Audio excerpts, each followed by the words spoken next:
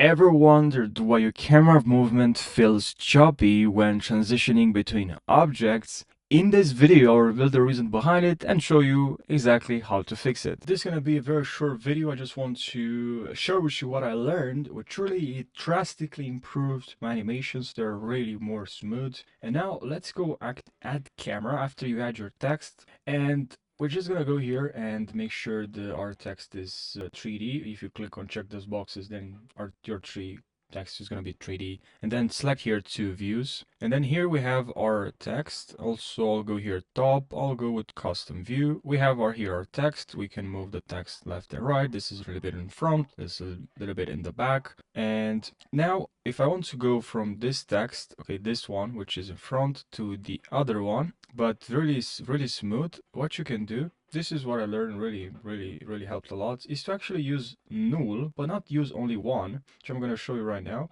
Is actually I'll press hold command and I'll use position and scale, and then I'll scale the position to, but don't forget actually to parent this camera to our null and also the text to our camera. Now we have the position and the scale. Okay, so let's zoom in. Okay, you have the active camera.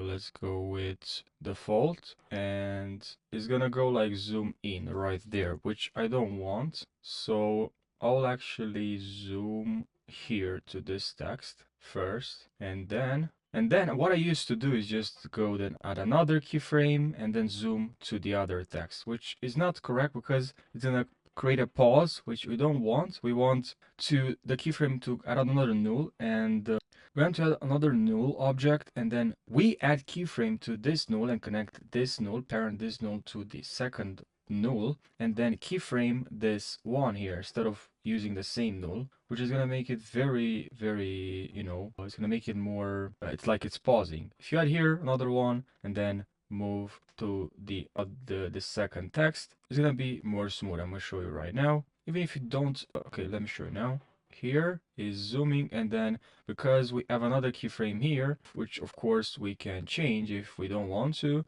like now is zooming into this text and is moving exactly to the other one. Okay, it's super fast, but it's doesn't matter for me. But you can now add right click and add is in for the other text as well, and I'm really excited for this. I learned this, so that's why I thought to share this with you. Now you can play with this graph. See, it depends on your animation. Because first I thought, okay, there's a specific curve I need to use, but no, it really depends on what you're trying to create. So really play with this, see, let's see which one works the best. Okay, I'm not gonna tell you how to create this because, you just use this and make sure you have here edit speed graph. And that's pretty much it. I hope you found this helpful.